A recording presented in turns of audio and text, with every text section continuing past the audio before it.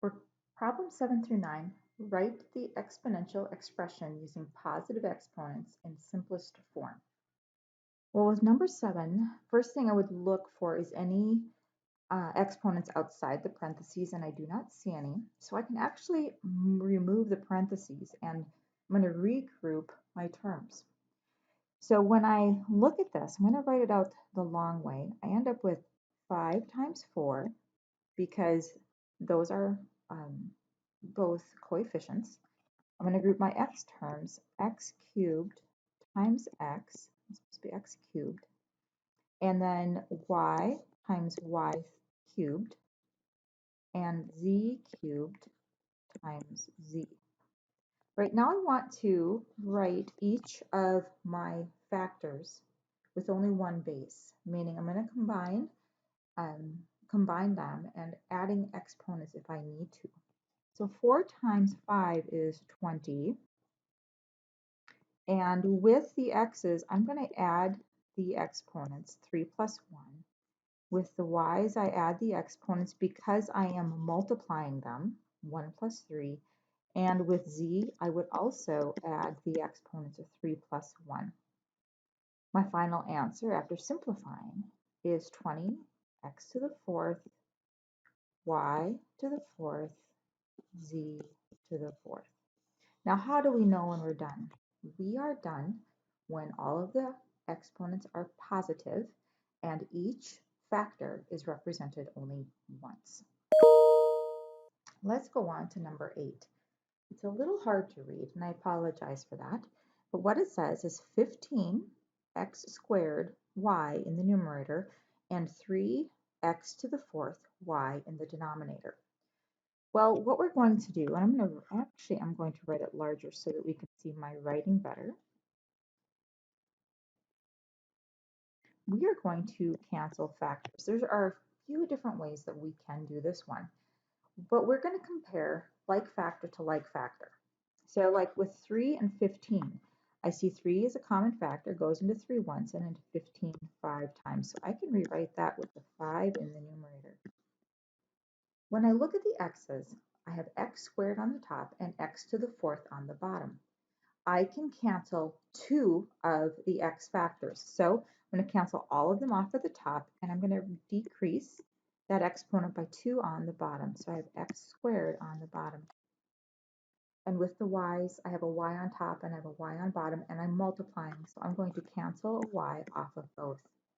In the end, my answer is 5 divided by x squared. Number 9. I have the quantity 2ab squared all to that cube, right? We got that cube outside of the parentheses. What that cube does is I'm going to bring that cube into every single factor. Now remember, these are factors are things that we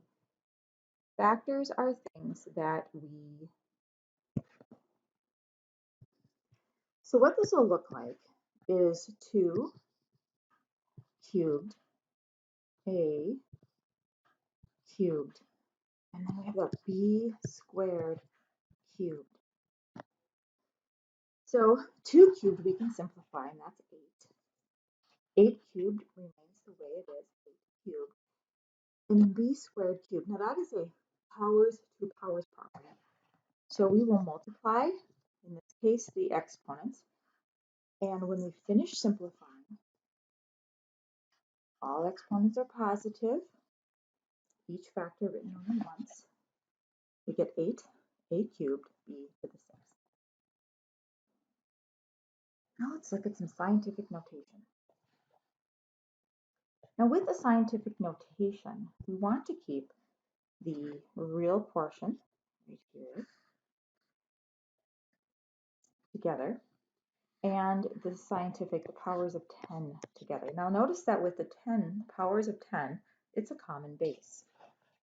So I'm going to rewrite this, and I'm going to look at this as 1.2 or 1 2 tenths times 5, and then it's going to be times 10 to the 10th times 10 to the negative third. All right, well, to show you why I'm writing it this way. 1 and 2/10 times 5 is 6. We need to write in the significant digits, so 6.0 times, now here we have a common base. We want to leave it, since it's scientific notation, we want to leave it in the power of 10 form.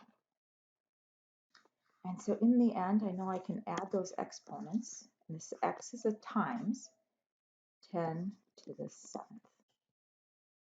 I've also seen scientific notation because we don't want to mess up the multiplication x with the variable x, because there are no variables here. Either one of these work, and this is kind of the more traditional way. Number 11. Now this is also an example of scientific notation, but we're dividing. And here we are also going to group the number portion, because it is 3.6 times 10 to the 8th divided by the quantity 1.2 times 10 to the 5th. So we're going to start with the 3.6 divided by 1.2 and do times 10 to the 8th divided by 10 to the 5th. So 3 6/10 divided by 1 and 2/10 is 3. I'm going to keep the significant digits with the 0. And what I'm going to do, since I have a common base with the 10, is it's going to be 8 minus 5. So in the end, it would be 3 times 10 to the 3rd.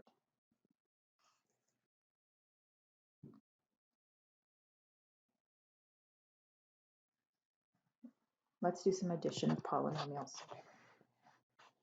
We're supposed to add 5x squared plus 7xy squared minus 2y plus 10 plus the quantity 3xy squared plus 5y minus 12.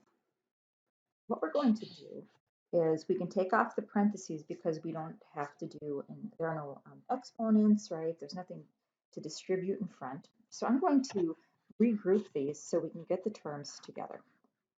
Here I have a 5x squared. Okay. And then I see I have 7xy squared plus 3xy squared, which gives me 10xy squared. And then there's a minus 2y plus 3y, so that's plus 3y. And finally, 10 minus 12 is a minus 2. You can take your time and remove the parentheses if you need to. But our final answer is 5x squared plus 10xy squared plus 3y minus 2. And I cannot combine any of the terms further than what you see. Number 13, subtract.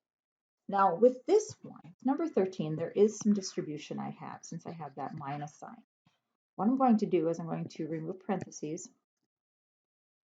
and I'm going to have 7x cubed plus 9x squared plus 14x, and then minus 5x cubed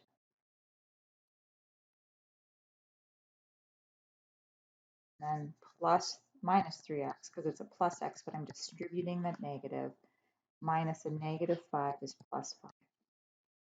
Now once I remove the parentheses, I've distributed the negative, now I can combine my terms. So I have this 7x cubed minus 5x cubed, so we have 2x cubed, because they're like terms. We work with the coefficients, and 7 minus 5 is 2. There's no term like the 9x squared, so we're going to leave it. I have 4x minus 3x. They are like terms, so it's going to be plus x. And finally, plus 5. Every term is accounted for, and our final answer is 2x cubed plus 9x squared plus x plus 5. Number 14. We're supposed to multiply. We're going to multiply the quantity 5x minus 2y times the quantity 10x plus y. So we're going to use the process of FOIL. First, we're going to do the first. So 5x times 10x is 50x squared. Since it's x times x, it gets x squared. We're going to do the outer plus 5x times y is 5xy. Now we're going to do the inner. Minus 2y times 10x. All right, so first we're going to multiply the coefficients and we get this negative 20. And then we have y times x, but we label them or list them alphabetically, so it's x times y. And then last, minus 2y times y is minus 2y squared. Finish it off by combining any like terms, and the like terms are most often in the middle. We're going to have that plus 5xy minus 20xy. That gives us, I'm going to write this just a little bit neater, minus 15xy. They're like terms. We work with the coefficients, and minus 2y squared on the end.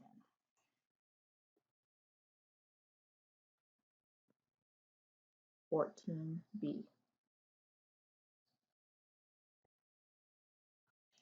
The quantity 5a minus 7 times the quantity 5a plus 7. Now, what I want you to see here is that the first terms are the same and the second terms are the same. So this is a special product. Now, you can go ahead and FOIL, but I'm going to use the special product formula because it is a plus and a minus. And you have to have both the plus and the minus to use a special product. So it is going to be the first term squared minus the second term squared. Now the first term squared is going to be 5 squared times a squared, or 25a squared minus 7 squared, which is 49. C, x minus 5 quantity squared. Well, to write this out, you can do x minus 5 times x minus 5. We have the first is x squared, outer minus 5x, inner minus 5x, and then the last, minus 5 times minus 5 is plus 25. I'm going to write this real, let me write this right here. X squared minus 10x plus 25. Now the instructions of 15 are at the bottom of this page, and then we'll go on to the question. This is the review material for this test. Graph the linear function on the coordinate plane provided, and the function that they give us is negative f of x, because remember, we can replace the f of x with a y. So sometimes it's good to see this as y is equal to negative 3x plus 2. Okay, so I guess we can replace every f of x with a y. Okay, and in here we have y is equal to 3x plus 2. So the first thing I'm going to do is I'm going to plot my y-intercept of 2. Okay, that's my b is 2, so I have the point 0, 2. My slope is negative 3 over 1. So here's my point, and then I'm going to go down 1, 2, 3, and over 1. Okay, and then with my ruler, I'm going to line it up. Actually, negative 3, that's a steep slope. And put my lines in, and that is graphing function for the line. Y is equal to negative 3x plus 2. B, find an equation of the line graph. Write the equation using, oops, spelled wrong, sorry, function notation. All right, so what I see with this graph is that even though we're kind of off, the graph isn't a great picture. So up 1, 2, 3, 4. So I see that my point, my y-intercept here is 0, 4. Okay, which means, and since that's my y-intercept, that means that b is equal to 4. All right, now what is my slope? My slope, when I look down, I'm going to start at one point. I'll start here and I'll go to the next. So I'm going to go up 1, 2, 3, 4. Okay, so it's going to be 4 on top. And then I'm going to go over 1, 2, 3. So my slope is 4/3, just counting it out. So I can write this in slope-intercept form. Y is equal to 4/3 x plus 4.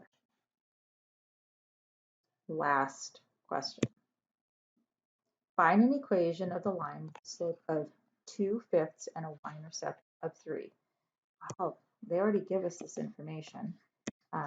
Slope is 2/5 and my intercept is a 3 because since it's my y-intercept, 0, 3, our intercept is 0, b is equal to 3. And so my equation here is 2/5 x plus